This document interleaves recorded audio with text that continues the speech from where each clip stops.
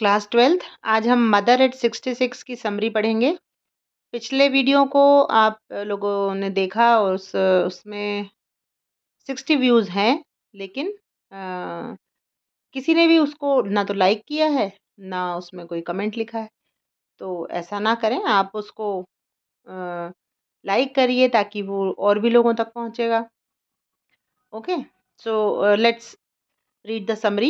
So this poem is taken by an Indian poet. This poem is written by an Indian poet Kamala Das. सबसे पहली line हर summary में यही लिखी जाती है कि ये किसके द्वारा लिखी गई है। तो ये लिखी गई है, राइट का थर्ड फॉर्म होता है रिटन, और बाय मतलब होता है के द्वारा। किसके द्वारा लिखी गई है? इंडियन पोएट, भारतीय कवियत्री Kamala Das. In this poem the poet is going to airport by car and sees her ageing mother. और ये जो पोएम की जो मेन थीम है वो है सेपरेशन। मतलब कि सेपरेशन मतलब अलगाव या बिछड़ना। तो पोएट जो है वो कहाँ जा रही है? कार से जा रही है, एयरपोर्ट जा रही है, और दिन जो है वो फ्राइडे का है, और वो कोचीन जा रही है अपने घर से। ये पूछा जाता है, इसलिए मैंने बताया आप लोगों को। तो आप लिखें भले ना, इसमें इतना ही लिखें कि in this poem the poet is going to airport by car and sees her ageing mother. और वो कार में बैठी अपनी उस मदर को देखती हैं, जो कि एजिंग मतलब उनकी एज बढ़ती जा रही है, बूढ़ी हैं वो। और वो कैसी दिख रही हैं पोएट को? Looking pale and lifeless. मतलब पेल मतलब कि जो चेहरा है वो कमजोरी के कारण पीला पड़ा हुआ है। लाइफलेस मतलब उसमें कोई अब जीवन नहीं दिख रहा उनको। Like winters moon. और उन्होंने उनके फेस की जो तुलना की है वो की है विंटर्स मून के साथ। विंटर्स मून मतलब जो ठंड में जो चंद्रमा होता है वो बादलों से ढका हुआ रहने के कारण धुंधला दिखाई देता है, उसमें वो ब्राइटनेस, वो शाइन नहीं होती है। और उसी प्रकार से उनकी जो मदर हैं उनका जो चेहरा है वो पेल दिख रहा है, लाइफलेस दिख रहा है, विंटर्स मून की तरह। ये विंटर्स मून बहुत इंपॉर्टेंट वर्ड है, इसमें क्वेश्चन भी बनेगा, है ना। So this makes her realise. और ये जो घटना कौन सी? जब वो पोएट अपनी मदर को देख रही हैं, तो ये जो घटना घटित हो रही है कार में, वो देख रही हैं और वो रियलाइज करती हैं कि the fear of losing her mother. और वो इस बात से बहुत डर जाती हैं कि अब वो अपनी मदर को खो देंगी। But she hides her pain with a smile. लेकिन वो अपने उस दर्द को, अपने उस दुख को, अपनी उस भावुक इमोशन को कैसे छुपाती हैं? हाइड मतलब छुपाना। हर पेन, उनके दुख को, उनके दर्द को वो एक स्माइल से छुपाती हैं। स्माइल मतलब हंसना। लास्ट में आप देखेंगे तो 3 बार शब्द आ रहा है, and she smile and smile and smile, मतलब वो हंसती हैं। और द पोयम एक्सप्रेसेस लव। ये जो पोयम है ये मेनली क्या चीज एक्सप्रेस कर रही है? लव मतलब प्यार, एजिंग मतलब कि बुढ़ापा, and emotional pain of separation.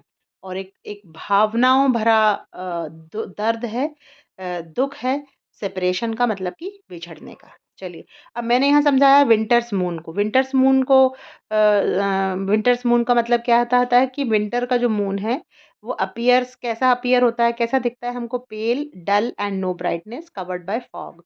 और मतलब ये उसमें कोई ब्राइटनेस नहीं होती, धुंध धुंध के कारण वो धुंधला दिखाई देता है। और कवर्ड बाय फॉग। फॉग मतलब उससे क्या बोलते हैं, मतलब धुंध टाइप जिसको बोलते हैं ना, उससे वो कवर्ड रहता है, इसीलिए वो डल दिखता है और पेल दिखता है मून। स्प्रिंटिंग ट्रीज का मतलब क्या है? ट्रीज मतलब तो पेड़, और स्प्रिंटिंग का मतलब होता है बहुत ही एनर्जेटिव, एक्टिव, दौड़ते हुए से प्रतीत हो रहे थे बाहर जब उन्होंने देखा। तो पेड़ जो थे वो एनर्जेटिक थे, लेकिन वहीं पर उनकी जो माँ थी वो निढाल पड़ी हुई थी। वो झपकी ले रही थी, मतलब वो सोई हुई थी, उनका मुंह खुला हुआ था, और वो बहुत ही बूढ़ी थी। एक और तो युवा पेड़ दिख रहे हैं उनको, यंग एनर्जेटिक पेड़, और दूसरी तरफ उनकी माँ दिख रही है जो कि डल है, जो कि ओल्ड है। अब एक बहुत अच्छी लाइन है, इसमें आप अपने आंसर में, अपने समरी में भी इसको बढ़ा सकते हैं। Ageing is an inescapable phase of humans life. इंसान की जिंदगी का बुढ़ापा जो है वो एक इनएस्केपेबल, मतलब कि जिससे कि आप भाग नहीं सकते, ये सभी के साथ होना है। हमारे आपके सब के साथ एक ये फेज आता है, एक ये दौर आता है, जबकि ह्यूमन लाइफ में बुढ़ापा हर एक को हर एक को उसका सामना करना पड़ता है, ये सभी की ज़िंदगी में आता है, तो ये इनएस्केपेबल है। एस्केपेबल, एस्केप का मतलब होता है भाग जाना, दूर भागना, ज़िम्मेदारियों से मुँह मोड़ लेना, उसी प्रकार से इनएस्केपेबल का मतलब होता है कि जिससे हम नहीं भाग सकते। काहे से नहीं भाग सकते हम? एजिंग से। चलिए, क्वेश्चन नंबर 1 देखते हैं कि what kind of pain and ache that the poet feels. Ache का मतलब भी दर्द होता है, जैसे हेडेक में होता है ना, हेडेक तो स्टमक एक, पेट का दर्द, उसी प्रकार से क्या दर्द है पोएट के अंदर, क्या फील है, किस प्रकार का पेन है, दुख है उनको। तो the poet feels the fear of separation. Poet जो है वो फ़ियर काय का है उनको, डर काय का है? सेपरेशन का, मतलब कि अलग होने का। And thought of losing her mother, उनको उनको एक विचार आता है कि वो अपनी मदर को अब खो देंगी। Poet is sad and guilty of not taking care of her mother, और पोएट जो है सैड है मतलब उदास है, गिल्टी है मतलब ग्लानि से भरी हुई हैं, क्योंकि इस ओल्ड एज में वो अपनी माँ की मदद नहीं कर पा रहीं। और आजकल बहुत सी फैमिलीज़ में ऐसा हो रहा है कि बच्चे जो हैं, क्योंकि वो बाहर जॉब करते हैं तो वो अपने पेरेंट्स को नहीं देख पाते, उनकी सेवा नहीं कर पाते, इसका उन्हें दुःख रहता है हमेशा। Okay, so it is a important question, मैंने इम्पोर्टेंट निशान लगाया है। Second question is also very important and this question is why are the young trees described as sprinting? जो युवा पेड़ हैं, यंग पेड़ हैं, उनको स्प्रिंटिंग क्यों कहा गया है? तो the a tree symbolises youth. Youth मतलब युवा, जो ट्री हैं, वो किसको सिंबलाइज़ करते हैं? किसका प्रतीक है? युवापन का। And is full of life, और वो जीवन से भरे हुए हैं। Poet compares her old mother with young sprinting trees who is in the last stage of her life. और वो पोएट जो हैं वो कंपेयर करती हैं, अपनी माँ की तुलना करती हैं कि एक तरफ उनकी माँ हैं जो कि निढाल हैं, उदास हैं, ज़िंदगी के आखिरी पड़ाव में हैं, और दूसरी ओर जब वो खिड़की से बाहर देखती हैं तो उनको युवा पेड़ दिखाई देते हैं जो कि जीवन से भरे हुए हैं। चलिए, question number 3, what do the parting words of the poet and her smile signify? जो पार्टिंग वर्ड्स किनको कहेंगे? वर्ड्स मतलब तो शब्द होते हैं, पार्टिंग मतलब बिछड़ते समय। जब वो एयरपोर्ट पर दूर चली गई थीं, सिक्योरिटी चेक हो गया था, वो दूर खड़ी थीं अपनी माँ से, तो उस समय उनके शब्द क्या थे? Of the poet and her smile, और उनका जो हँसना था वो क्या सिग्निफाई कर रहा था? वो खुशी में नहीं हँस रही थीं, वो दुखी थीं, और उस दुःख को छुपाने के लिए वो हँस रही थीं। तो पोएट फेल्ट गिल्टी। गिल्टी मतलब ग्लानि। पोएट को क्या हो रही है? ग्लानि हो रही है। काय के लिए? टू लीव हर मदर, अपनी माँ को बिछड़ने के लिए, अपनी माँ से बिछड़ने के लिए उनको अपने आप पर ग्लानि हो रही है कि इस ओल्ड एज में, एट दिस ओल्ड एज, मतलब इस ओल्ड एज में, इस बुढ़ापे में, जबकि उनको अपनी माँ के साथ रहना था, सेवा करना था, वो जो हैं बिछड़ रही हैं, वो बाहर जा रही हैं। सो टू हाइड हर पेन, और इसीलिए हाइड मतलब छुपाना, अपने उस पेन को, अपने उस दुःख को, कौन से दुःख को? सेपरेशन के, सेपरेशन मतलब अलग होने के दुःख को वो छुपाती हैं, हाइड करती हैं। एंड शी स्माइल्ड, और वो हँसती हैं और कहती हैं सी यू सून अम्मा, और अम्मा मैं तुमसे जल्दी ही मिलूँगी, ऐसा कह कर के वो चली जाती हैं। बहुत ही प्यारा क्वेश्चन और बहुत प्यारा आंसर, ठीक है ना? Okay, fourth one, why has the poet brought in the image of the merry children spilling out of their homes? Merry children बहुत अच्छा शब्द है। मेरी मतलब उछलते, कूदते, हँसते, खुश होते वो बच्चे। Spilling out of their Holmes, spilling का मतलब होता है बहाव। तो जैसे वो घर से जब निकलते हैं बच्चे दौड़ते, कूदते, मस्ती करते हुए, तो वो ऐसा लगता है जैसे कि उनके घरों से एक सैलाब सा निकल रहा है। तो ये पोएट ने, why the poet has brought in the image, poet ने इस इमेज को, इसको, इमेज मतलब कि, इमेज मतलब छाया, तो उसको, उससे उस प्रतिबिंब, इमेज का मतलब ऐसे प्रतिबिंब होता है। तो वो उन्होंने मेरी चिल्ड्रन को ऐसा क्यों कहा है? क्यों वो मेरी चिल्ड्रन वाली इमेज उस पोएम में लेकर के आई हैं, ये क्वेश्चन है। व्हाई मतलब क्यों होता है? तो क्यों आई हैं?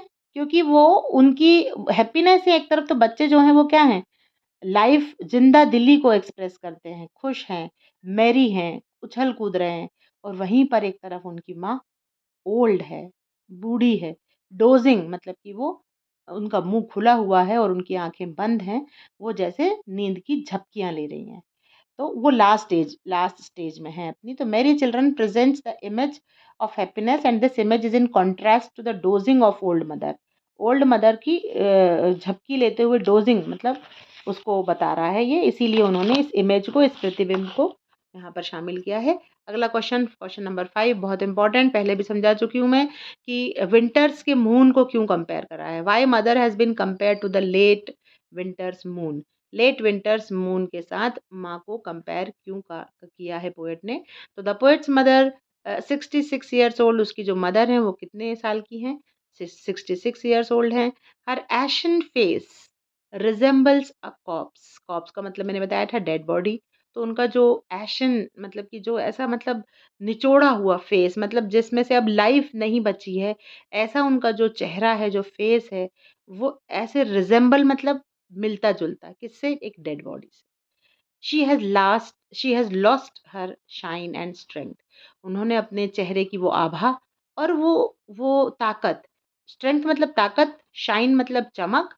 तो यहाँ पर हम चमक नहीं बोलेंगे, चांद चमकता है, चेहरा नहीं चमकता, चेहरे में एक आभा होती है। तो उनकी जो वो आभा है और जो उनका स्ट्रेंथ है, मतलब उनकी जो ताकत है, वो खो चुकी है। सिमिलरली मतलब उसी प्रकार, किस प्रकार, जिस प्रकार की लेट विंटर्स मून, जो विंटर का जो चंद्रमा है, जो मून है, वो कैसा दिखता है, डल दिखता है। And lakhs shine and strength, तो जिस प्रकार से उस चंद्रमा में भी ना तो चमक होती है, ना वो स्ट्रेंथ होती है कि वो बादलों से बाहर आ पाए, तो वो धुंधला दिखता है।